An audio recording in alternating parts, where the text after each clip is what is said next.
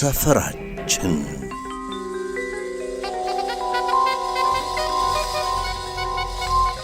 ግለሰብ እንደ ተቋም አብዲ ነጋሽ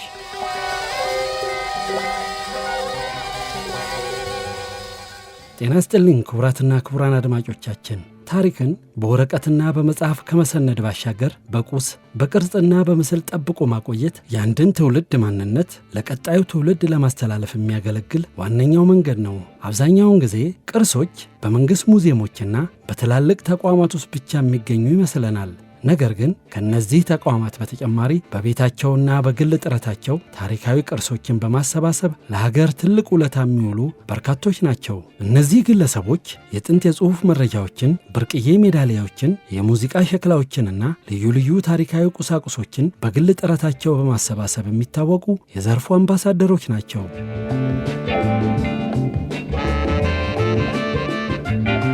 በዚህ ዙሪያ ዓለም አቀፍ ተመክሮ ምን ይመስላል የሚለውን ለማየት ሞክረናል። በዩናይትድ ስቴትስ የሚገኘውና በዓለም ግዙፉ የሆነው ስሚሶኒያን ተቋም መሠረቱ ጄምስ ስሚትሰን የተባለ ግለሰብ ለብዙሃን ዕውቀት መበልጸጊያ ይውል ዘንድ ያወረሰው የግል ስብስብ ነው። በቻይናና በቱርክ ያሉ ታዋቂ የግል ሙዚየሞችም ግለሰቦች ለቅርስ ማሰባሰብ ያላቸው ፍቅርና የዓመታት ጥረት እንዴት ለአንድ ሀገር የቱሪዝምና የባህል ግንባታ ምሰሶ መሆን እንደሚችል ትልቅ ማሳያ ናቸው። ወደ ሀገራችን ኢትዮጵያ ስንመጣ ግን ሁኔታው ለየት ያለ ገጽታ አለው። እንደ ኢትዮጵያ ባሉ ጥንታውያንና ታሪካውያን ሀገራት ውስጥ በጣት የሚቆጠሩ ግለሰቦች የሀገርን ብርቅዬ ቅርሶች በራሳቸው ጥረት ለማሰባሰብ ይተጋሉ። እነዚህ ቅርስ ሰብሳቢዎች የሚገባቸውን ያህል እገዛና ማበረታቻ በማያገኙበት እንዲያውም በብዙ ፈተናዎች ውስጥ በሚያልፉበት ሁኔታ ታሪካዊ የጽሑፍ ሰነዶችን፣ ሜዳሊያዎችን፣ ከታላላቅ ሰዎች ጋር የተያዙ ማስታወሻዎችን፣ ጥንታዊ የቤት ውስጥ ቁሳቁሶችን ከጥፋት ለመታደግ የሚያደርጉት ጥረት የሚደነቅ ነው። በመንግሥት በኩል በቂ ድጋፍና ዕውቅና ሳይሰጣቸው በራሳቸው አነስተኛ ገቢና በታላቅ የሀገር ፍቅር ስሜት ቅርሶቹን ከነጋዴዎችና ከውጭ ገዢዎች የተሻሙ መታደጋቸው ለሀገር ትልቅ ውለታ ነው። በዛሬው ፕሮግራማችን ከእነዚህ ጥቂት ግለሰቦች መካከል ጉልሁን ሰው እናወገዋለን። የኤሪኮውን፣ የፒያሳውን፣ የአዲስ አበባውን፣ የኢትዮጵያውን አብዲ ነጋሽን ስለ ቅርስ ማሰባሰብ ጅማሮ፣ ስላለፈባቸው መንገዶች፣ የቅርሶቹን ሀገራዊ ፋይዳ፣ ለከተማ ቱሪዝምና እድገት እያደረገው ስላለው አስተዋጽኦም እናነሳለን። አብራችሁን ቆዩ። አብዲ ነጋሽ ተወልዶ ያደገው መርካቶ ነው። ከፍተኛ 7 ቀበሌ 32 የቀድሞ ፋሲል ፋርማሲ አካባቢ። ለዛሬው ማንነቱ ተወልዶ ያደገበት ሰፈሩ የራሱ ድርሻ እንዳለው የሚናገረው አብዲ የትምህርት ሕይወቱም ከሰፈሩና በሰፈሩ ዙሪያ ካሉ አካባቢዎች ጋር የተያያዘ ነው። እኔ የተወለድኩት መርካቶ ፋሲል ፋርማሲ ጀርባ፣ ሁላችን የነጋሽ ልጆች እዛ ሰፈር ነው የተወለድነው። 9 ነን፣ 10 ማለት ትችላል። 32 ቀበሌ ይባላል። በተለምዶ ቁጭራ የሚሉት አንዳንድ ሰዎች በአውቶቡስ ተራና በጎጃም በረንዳ መሀል ላይ ያለ ነው ሰፈሩ። አሁን ላለውበት ብዙ አስተዋጽኦ አድርጓል ምለው አዝማሪዎች ነበሩ፣ ደራሲዎች ነበሩ፣ ሁሉ አይነት ሰው ያለበት ነው። መምህራኖች፣ አሪፍ መምህራኖች፣ ኃይለኛ ኳስ ተጫዋቾች፣ ከኳስ ሜዳ ከየትም የመጡ እዛ ጫካ ሜዳ የሚባል አለ እዛ ነበርና ሰፈሬ ሰርቶኛል ነው ምለው። አሁን ላለውበት ኮሚኒኬሽን ሁሉ ህዝብ በሙዚቃውም በኳሱም በምንም የኳስ ሁሉ ጋዜጠኝነት ሰርቻለሁ ከገነነ ጋር እና ለዚህ ሁሉ ነገር ሰፈሬ ትልቅ አስተዋጽኦ አለው ነው። የተማርኩት ሜዲ ትምህርት ቤት ነው። ከዛ ቀጥሎ የካቲት 23 ከዛ ኮልፌ ኮምፕሌክስ መርካቶ ሰፈረን። አብዲ ውልደቱና እድገቱ በመርካቶ ይሁን እንጂ መታወቂያው፣ አድራሻው፣ ሕይወቱ ፒያሳ ናት። ከልጅነቱ ጀምሮ ራሱን ለመቻል አነስተኛ የሚባል ሥራ ላይ ጭምር ተሰማርቶ ይሠራ የነበረው ይህ ቅርስ ሰብሳቢ ፒያሳ ኤሪኮ አካባቢ ይገኝ የነበረው የጣሊያን መጽሐፍት ቤት ለዛሬ ሥራው እርሾ እንደሆነ ይናገራል። ብዙውን ዘመኔን ያሳለፍኩት ግን ፒያሳ ነው። ልጆኜ ነው ወደ ኤሪኮ ጋር የመጣሁት። እዛ ጎን ያለው ጣሊያን መጽሐፍት ቤት ተቀጥሬ ኤሪኮ ጎን ያለውን ጣሊያን መጽሐፍት ቤት ነው ይህ ሁሉ ልምድ ያካበትኩት። እዛ ነው ማንበቡንም ምኑንም እዛ ነው ብዙ ነገር እዛ ተመራ ያለውኝና ጣሊያን መጽሐፍት ቤትን በጣም ነው ማመሰግናቸው። እነሱ ናቸው ለዚህ ያበቁኝ። ከዛ 2000 ላይ ከተዘጋ በኋላ በራሴ ያለፉትን 18 ዓመት በራሴ ጥረት ራሴ እየሰበሰብኩ ራሴ እያስቀመጥኩ የሚሸጠውን እሸጣለሁ፣ ማይሸጠውን አልሸጥም። ቁጭ እያረኩ አሁን ላለሁበት ደርሻለሁ። አራዳ ስሙ ሲነሳ አብረን ፒያሳ አንድ ሥራ ሌላ ሥራን፣ አንድ ጉዳይ ደግሞ ሌላ ጉዳይን ማስከተሉ እሙን ነው። የሕይወት ጉዞ ተቀጣጣይ ነውና ከኢጣሊያ መጽሐፍት ቤት ጀምሮ በዚህ የሥራ ዘርፍ ላይ ይሰማራ ዘንድ ከመገፋፋት በተጨማሪ በአቅርቦት ጭምር አስተዋጽኦ ያደረጉለትና እያደረጉለት ያሉ ሰዎች መኖራቸውን ይናገራል። አብዲ ነጋሽ። ተጎትቼ የገባሁበት ስራ ነው። ፓሽኑም ነበረኝ። ብዙም ብሎ አሮጌ መጽሐፍ ማንበብ ወድ ነበር፣ ገዛ ነበር። ቤት ልጆኜ ሎተሪ እየሸጥኩ ነበር መማረው። ከቤተሰብ ችግር ሳይሆን ሻይ መበላበት፣ ብስኩት መበላበት ምናምን እንዳይቸግረኝ እኔ ብቻ አይደለም ወንድሞቼ ሁሉ ይበሉበት ነበረ። ፒያሳ እንመጣና እዚህ ኤሪኮ ኬክ ቤት ጋር ስንቆም ጎኑ ጣሊያን መጽሐፍት ቤት አለ። እዛ ቤት በር ላይ እላላካቸው ጀመር። ካሴትም እየሸጥኩ ካሴት የእንግሊዝኛ ዘፈኖች ስላላካቸው እነዚህ ጣሊያኖቹ ይገርሙኝ ነበረ። በሳምንት አንድ ቀን ነው ጋዜጣቸው የሚመጣው፣ ከኤርፖርት ነው የሚመጣው። ጋዜጣቸውን ይዤ እመጣለሁ ከአየር መንገድ ከአንድ ሰውዬ ከዋና ኃላፊ ጋር። ያጓጓኛል። ምን ቢኖረው ነው እንዴት የዚህን ያህል ሰው ለማንበብ ተሰልፈው ነው የሚጠብቁት? አቦናሜንቲ ይባላሉ። ወደ 2000 አባል ነበር ጣሊያን። አሁን ባዶ ነው የለም ጣሊያን። ትልቁ አለ ሀብታሞች እነ ቫርኔሮ ምናምን የሚገዙት የ2,000-3,000 ብር ጋዜጣ መጽሔት፣ ፓኖራማ፣ ኤስፕሬሶ፣ ኮሬ ዴላ ሴራ ምናምን የሚባሉ አሉ። መጽሔትም መጽሐፍ ልክኛ ሀገር ፍትህ ምናምን ጋዜጣዎች ቅዳሜ ወጥተው አንድ ሰሞን እንሻማባቸው ጦቢያ ምናምን የሚባሉ እነሱ ግን በፍቅር አዘው ነው። የእጅ ስራ አለ፣ የሙዚቃ አለ፣ የኳስ አለ። ጓሪኖ ስፖርት ይሆናል ገነነ መኩሪያ የሰራባቸው እነዛ ሁሉ ታሪኮች ከዛ ቤት ይወጡ ናቸው። እነ ጋሪንቻን ምናምን ሁሉ በፊልዱ መጥቶ ይወስዳል። ፓኖራማ፣ ኤስፕሬሶ የሚባሉ የሀገሪቷ ትላልቅ ዘገባዎች የዕለታዊ ዘገባዎች የሚያወጡ ናቸው። ልክ ኮሬ ዴላ ሴራ ምናምን እነ ሪፖርተር ምናምን እንደምታየው። አንድ ጓደኛ ነበረኝ ከፍ ያለው ተፈሪ የሚባል ረጅም፣ እሱ አሮጌ መጽሐፍ ይዞ ይመጣል። የኢትዮጵያ ታሪክ በጣሊያንኛ የተጻፈው አንተ ወሰድና ሽጥላቸው ይለኛል። መጀመሪያ ራሱ አይመጣና ነበረ። ከዛ በኋላ እሱ ከሳት ስለሚቀመጥ ለእኔ ይሰጠኛል። እኔ እያመጣው ለእነሱ ሸጥ ያዙኝ ጀመር።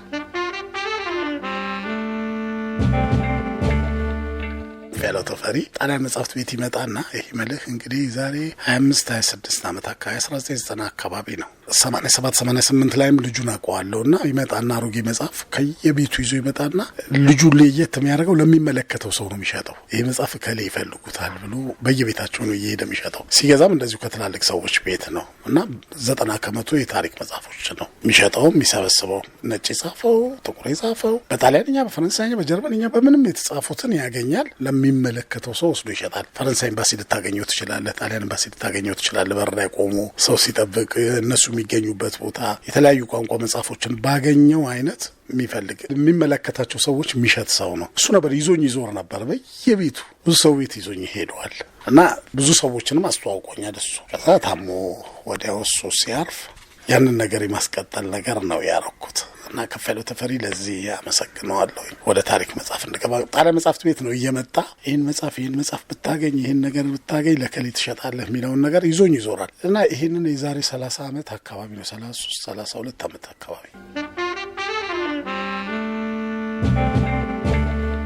አብዲ ዘንድ ብዙ መቶ ዓመታትን ያስቆጠሩ መጽሐፍትና መጽሔቶችን ጨምሮ የታላላቅ ሰዎች ደብዳቤዎች፣ ማስታወሻዎች፣ ፒያኖዎች፣ ሸክላዎች፣ ሜዳሊያዎች፣ ወታደራዊና ሌሎች አልባሳት ይገኛሉ። የእኛ ደጋፊ የሆነች ነች ሲልቪያ በ1936 ጀምሮ እስከ 56 ለ20 ዓመት በፈረንጅ ማለት ነው። በእኛ ከ28 እስከ 48 ማለት ነው። ለ20 ዓመት ዘኢትዮጵያ ኒውስ የሚል ጋዜጣ ለንደን ላይ እያዞሩ እየሸጡ ገቢው ለኢትዮጵያ ነበረ። እሱ ሙሉን አለኝ ስል ሁሌ በኩራት ነው፣ ደስ ነው የሚለኝ። የሰጡኝንም ልጆች በጣም ስለማመሰግናቸው እነሸቱ። በተቃራኒ ደግሞ የባንዳዎች አለ የቄሳር መንግስት መልእክተኛ፣ የሮማ ብርሃን የዛ ጊዜ የታተሙ የነበሩ ናቸው። እነሱም አሉኝ። አሁን ሁሉንም የተሰበሰበና ላምባቤ ነው ፍርዱን መጣው። ይሄን አታንበብ ይሄን አንበብ አትልም። የዛ ጊዜ ይወጡ ነበር። የመጀመሪያው አዲስ ዘመን እዚህ ጋር አለልህ 1933 ቁጥር 1 ዓመት ሲወጣ ጋዜጣ በጣም ነው የህትመት ነገር መሰበሰው። ሌላ ደብዳቤዎች ሳገኝ በጣም ነው ደስ የሚል። ራስ አበበ አረጋይ እንዲያርገውኝ ብሎ ይከሰሰ። እሳቸውም ለእንትን ያቀረቡት ይከሳሰሱ ነበር። እንደዛ ጊዜ እንዴት ትልቁ ሰው እንዴት ይከሳል?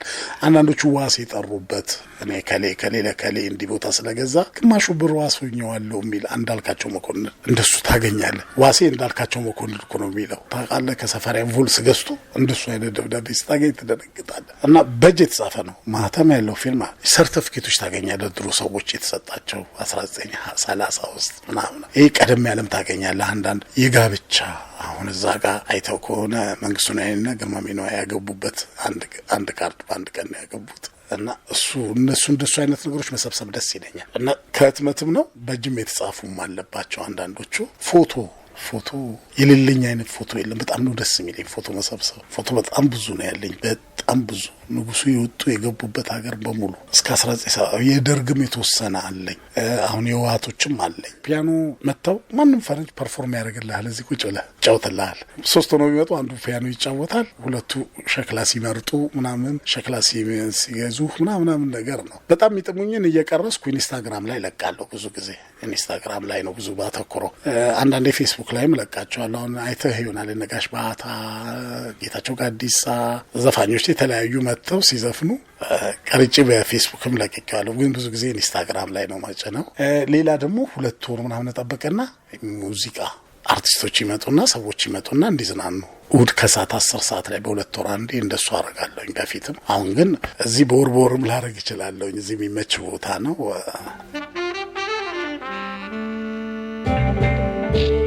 ብዙዎች ዘንድ የማይገኙ መጽሐፍትና ሪሎችን ጭምር አሰባስቦ የያዘው አብዲ ለራሱም ለሀገርም በቂ ኮፒ የሌላቸውን ስራዎች አሳልፎ እንደማይሸጥ ይናገራል። ለመሸጥ ቅድሚያ የሚሰጠው ለሀገር ውስጥ ገዢ ነው። ስትሸጥም ለኢትዮጵያዊ ቢሆን ይመረጣል። አንዳንድ ጊዜ የማይገኙ ነገሮች 2 ሊኖረኝ ይችላል፣ አንዳንዶች 3ም ሊኖረኝ ይችላል።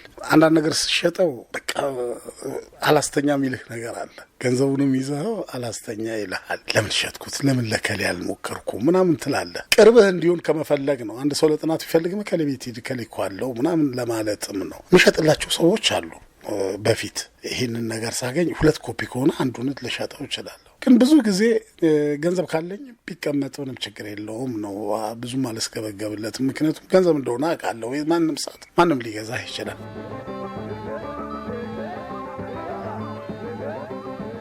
የአንድን መጽሐፍ ይዘት ዋጋና ተፈላጊነት የሚለካበትን መንገድ ከንባብ በተጨማሪ ከፕሮፌሰር መስፍን ወልደማርያምና ዶክተር ተወልደ ትኩ እንደተማረ ይናገራል። ስመጥር የታሪክ ጸሐፊያን እንደ ማጣቀሻነት የተጠቀሟቸው መሆናቸውም ሌላኛው መለኪያው ነው። ብዙ ጊዜ እኔ ባዮግራፊ እወዳለሁኝ። የገጠመውን ነገር ማንበብ ምናምን፣ ስለ ሰዎች ታሪክ ማንበብ እወዳለሁኝ እና ብዙ ጊዜ እኔ ባዮግራፊ ያነብ ነበረ። ይሄ የመጽሐፍ ጀርባ ማን ምን እንደጻፈ ምናምን አያለሁ። ሰውየው ጥናት ሲሰራ ከማን እንደወሰደ የሚያሳይ ነው። የሪቻርድ ፓንክረስት ኢኮኖሚክ ሂስትሪ መጨረሻው ላይ ብታየው የተመረጡ መጽሐፎች ነው ባዮግራፊው የሰሩት።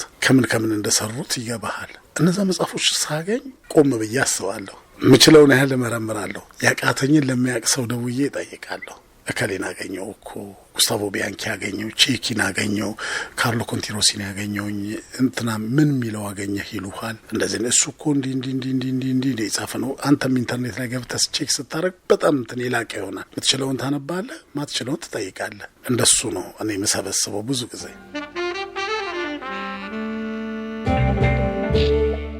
አብዲ ነጋሽ በዚህ ሥራ ከብዙ ሰዎች ጋር ተዋውቆበታል። ምሁራን፣ የመንግሥት ከፍተኛ ባለሥልጣናት፣ የዲፕሎማቲክ ማኅበረሰቡ፣ ደራሲያንና ጋዜጠኞች ይገኙበታል። ዶክተር ያዕቆብ ኃይለማርያም፣ አርቲስት ደበበ እሸቱ፣ የተከበሩ ክቡር ገና በጣም ወደው ማከብረው ሰው ነው። በቀደም እዚህ ነበረ። ብዙ ሰዎች እዛ ቤት ፕሮፌሰር ቤት እንሰባሰባለን እና ፕሮፌሰር መስፍን ቤት በጣም ብዙ አግኘ ኤሪኮ ራሱ ኤሪኮ ኬክ ቤት የማይመጣ ሰው የለም። በዛ ጊዜ ብዙ ሰው የሚያወቀኝ በዛ ነው። አብዲ ኤሪኮ ነበር የሚሉኝ። እኔ ጣሊያን መጽሐፍት ቤት ነው የምሰራው እና ኤሪኮ ኬክ ቤት ጀርባ ላይም ስከፍት ጣሊያን መጽሐፍት ቤት ሲዘጋ ለዛ ነው ብዙ ያልተጎዳሁት። አብዴት ሄደ ሲሉ ወደ ጓሮ ስለሚባሉ ወደ ጓሮ ይመጣሉ ሰዎች። በተለይ እንደ ቤተሰቡ ወዳጁ ይሆናሉ። ናዚ ወርቁ ከቲያትረኛ ስታይ፣ ከዘፋኝም እንደዚሁ ብዙ አሊቢራ በዛ ቢሮ የሚመጡ በብዛት የሚውሉ ሁሉም ይመጡ ነበር እና በጣም ነው ደስ የሚለኝ የነበረው። በአብዲ ነጋሽ የቅርስ ስብስቦች መካከል ለ10 ደቂቃ ያህል የሚቀመጥ ሰው የተለያዩ አገራት ዜጎች የሆኑ ቱሪስቶች ሲጎበኙት መጻሕፍት፣ ሸክላዎችና ሌሎች ዕቃዎችን ሲገዙ ይመለከታል። ይህም በከተማችን የቱሪስት ፍሰት ውስጥ የአብዲ ቅርስ ማዕከል ያለውን ቦታና ድርሻ ያመለክታል። አምባሳደሩ ባይሆን ምክትሉ ይመጣልሃል። ምክትሉ ባይመጣ 3ኛው ሰው ይመጣልሃል። የእንግሊዝ አሁን 3ኛው ሰው ይመጣ ነበረ። አንድ ሰሞን ይመጡልሃል። በደንብ ነው እንትን የሚሉት። ሌላ በቃ ይሄ ከውጭ ሀገር የመጣ እንግዳ በሙሉ ማለት ቀጠሮ ይዘው ነው የሚመስለው። በቃ ከውጭ ለመጡ ብዙ ሰዎች ደውለውልኝ መጥተው ይጎበኙኛል።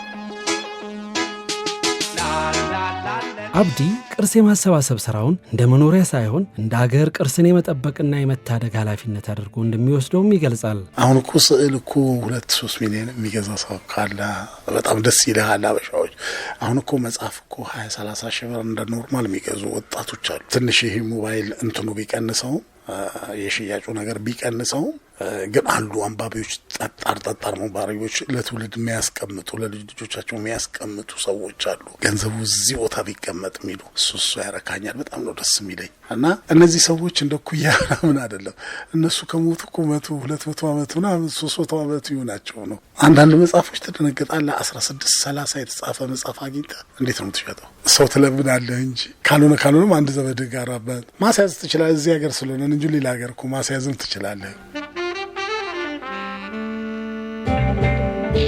የአብዲ ቅርስ ማዕከል ለከተማችንና ለነዋሪዎቹ ያለው አስተዋጽኦ ምንድነው ስንልም ጠይቀነው ነበር። የእርሱ ምላሽም ይህ የሁሉም ቤት ነው የሚል ነበር። አንድ ሰው እቤቱ እንኳን ሲሰለቸው ሞባይልም ይሰለቻል እኮ ፌስቡክ ባያትና ምናምን ይሰለቻል። መተህ እዚህ ቁጭ ትላለህ። ባታነብ ሙዚቃ ትሰማለህ። ሙዚቃ መስማት ባትፈልግ ስዕሎች ታያለህ፣ ትዝናናለህ፣ ቁጭ ትላለህ። እዚህ ነገር ያለው መዝሙርም መዙማም አለ፣ መስማት ትችላለህ እንደፈለግ። የኔ ስለሆነ ሳይሆን ማንም ሰው መጥቶ ቢደሰትበት ደስ ነው የሚለኝ። ይሄ ለከተማችን አይን ነው። በቃ ፒያሳ እኮ አሁን አንድ ያለው ላይብረሪ ካብሮትም መጥቶ የደበረው ሰው እዚህ መጥቶ ይቀጩ ላይ ነው። እዚህ ሙዚቃ ይጨመርለታል። እዛ ሙዚቃ የለም። ሸክላ ይሰማል፣ ሪል ይሰማል፣ ሁሉ ነገር ይሰማል። ከአድዋ የመጣ ሰው ወደዚህ ነው። ብሔራዊ ቤተ መንግስት ጎብኝቶ የሚመጣ ሰው ወደዚህ ነው አሁን እየመጣ ያለው። ይህም አይበቃም እያሉኝ ነው ለነሱ ላዩት ሰዎች፣ ለታዘቡት ሰዎች። እኔ ግን ከነበርኩበት አኳያ ይሄ የገነት ያህል ወላሂ በጣም ነው ደስ ያለኝ። መታይታል ከዚህ በፊትም እንዴት ሰዎች በደስታ እንትን እንደሚሉ እያየህ ነበረ። አብዲ ነጋሽ ማህበራዊ ኃላፊነትን ከመወጣት አኳያ የበኩሉን እንዳደረገና በማድረግ ላይ እንደሚገኝም ይናገራል። ወደፊትም በአዲሱ ማዕከሉ ውስጥ ህፃናት ፒያኖ እንዲማሩ የማድረግ እቅድ እንዳለውም ይናገራል። ወደፊት እንደውም ከምሰራው ነገር አንዱ ልጆች ፒያኖ ምናምን የሚማሩበትን መምህራኖች ቀጥሬ ፒያኖች ስላሉ ፒያኖ መጽሐፍ ምናምን ያነቡበት አንድ ክፍል አረጋለሁ ላለሁኝ እኔ ከኔ ወደዚህ አንድ ክፍል አርገህ ብትሰራ። ምክንያቱም እሱም ትልቅ ትርፍ ነው። አገርም ለወገንም ለኔም ትልቅ ትርፍ። ለማንም ስል ሳይሆን እንደው ለራሴ ስል ቢሆን ይሄ ደስ የሚል ነገር ነውና ሲሰጥህ ነው የምትሰጠው። ብዙ ሰው ይሰጠኛል፣ እኔም እሰጣለሁኝ። እና ማንም ደግሞ ደራሲ መጥቶ ፍራንክ ስለሌለው መጽሐፍ እንዲያጣ አልፈልግም። መጀመሪያ ማጣትም አያድርሰው። ካጣ ግን እኔ እሰጣለሁ። ምንም ችግር የለብኝም።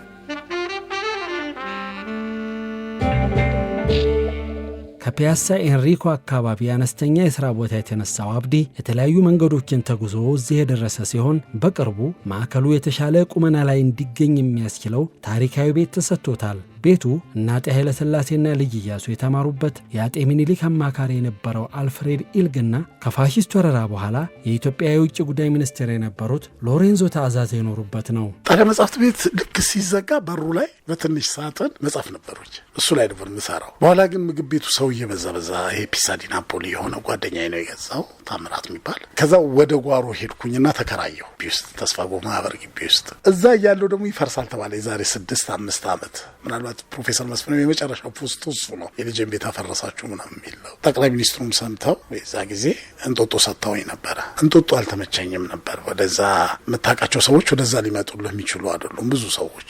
ቤቱ በጣም ማመሰግንበት ነው። ስሜ እንዳይጠፋ ያው ሂደቱን ጠብቆ እንዲሄድ ሆኗል እንጦጦ። ከእንጦጦ በኋላ ግን መጥቼ እኔ ፒያሳ ወዲያው ነው የከፈትኩት እዚህ እሪ በከንቱ ጋር ያለው ፎቁ ላይ። አሁን እዛ እያለውኝ ችግሬን የተረዱ ሰዎች አልፍሬድ ኢልግ ቤት መግባት አለበት በሚል መጀመሪያ ሰርጸ ነበር። ያ ቤት ለአብዲ ነው የሚሆነው ይል ነበረ ሰርጸ ፍሬ ስብሐት። በዚህ መሀል በጣም ነው ማመሰግነው። የመጀመሪያው እሱ ነው። ከዛ አገኘው አዳነ የባህል ሚኒስትሯን ይዞ መጣ። ይህም ቤት አገኘውንም እንደዚሁ አመስግንልኝ። ከዛ በኋላ ሂደቱ ብዙ ነው። ባህል ሚኒስትሯ ከገባችበት በኋላ ፌዴራል ቤቶች ዶክተር ረሻድ ጋር እስኪደርስ ድረስ ብዙ ነገር ነበር በመሀል። ያው ከዛ በኋላ ያው ፌዴራል ቤቶች ምናምን ያደረጉልኝን ሰምተሃል። እነሱ በክብር ተቀብለው በክብር ነው እንትን ያለው። ግን በዛ መሀል በጣም ብዙ ሰው አለ። በጣም ብዙ ይረዱኝ። በባህል ቱሪዝም ማመሰግናቸው ነሻሽቱ የምትባል ልጅ፣ ደጀኔ መምህር መክበብ። ከዛ ከነሱ ጨርሼ ከወጣ በኋላ ደግሞ ፌዴራል ቤቶች ነው አቶ ይርጋለም የሚባል በቃ ሰው ከዶክተር ረሻድ ጋር ሆነው ዶክተር ረሻድ ከዛ ፈቃዳቸውን የሰጡት እሳቸው ናቸው። አሁን ትናንትና ከምክትል ጠቅላይ ሚኒስትር ተመስገን ጥሩነህ ጋር እዚህ ነበሩ። ትክክለኛ ቦታ እንደሰጠው የገባኝ አሁን ነው ያለው ሲጎበኝ ትናንትና። እና በደንብ አመስግኘዋለሁ። ብዙ ቦታ አንስቼዋለሁ። ብዙ ሰዎች ናቸው አሁን እዚህ ቁጭ ብሎ የምታየው። ኤልያስ አክመል ነጋሽ ከኔ ጋር ሲሯራጥ የነበረ ወንድሜ ስለሆነ ሳይሆን ብዙ ያው ቤተሰቦቼ ሁሌ ከጎኔ ናቸው፣ አጋዦቼ ናቸው። እነሱ ብዙ ሰው ነው በቃ ምን ያረዳኝ ምንም የለም ነው የምልህ። ጋዜጠኛ ውድነህ ዘነበ እኔ እንጃ በምን ቋንቋ እንደማመሰግነው አላውቅም። አራዳ ስሙ ሲነሳ አብረን ፒያሳ በመጨረሻም ምን መልእክት አለህ ብለናው ነበር። ሊያግዙህ የሚገቡ ሰዎች በመደናበር በጊዜያዊ ስህተት ምናምን ነገር መተው ያደናብሩም ሰዎች አሉ። እነሱ ሰዎች ሲመጡብን ከለላ ሊሆኑ የሚገቡ አካላቶች ቶሎ ብለው መጥተው ይሄ አሁን እንደዚህ ብዙ ለኔ እድለኛ ላልሆኑ ሰዎችስ ከመስመር የሚወጡ ሰዎች አሉ። በቃ እንዲያስቸገሩኝ በአካል ሰራ ምናምን የሚሉ አሉ። የመንግስት አካላቶች ከተነገራቸው ያስተካክላሉ የሚል እምነት አለኝ። አለመስማት ይመስለኛል አንዳንድ እና ብዙ ነገሮች አሉ። ብዙ ልጆች አሉ እንደዚህ መስራት የሚፈልጉና ይሰራሉ። ቦታ ማጣት ምናምን ነው። አሁን ምክትል ጠቅላይ ሚኒስትሩ ድረገጻቸው ላይ የጻፉት እንደሱ ነው። እንደዚህ አይነት ሰዎችን ብንንከባከብና ምናምን ብለዋል። የተወደዳችሁ የአዲስ አበባ አድማጮች የቅርስ ሰብሳቢውን አብዲ ነጋሽን የሥራ ሕይወት ተመክሮና ያለፈበትን መንገድ የቃኘንበት መሰናዷችን በዚሁ አብቅቷል። አስተያየታችሁ አይለየን። በቀጣዩ ሳምንት በሌላ መሰናዶ እንገናኛለን።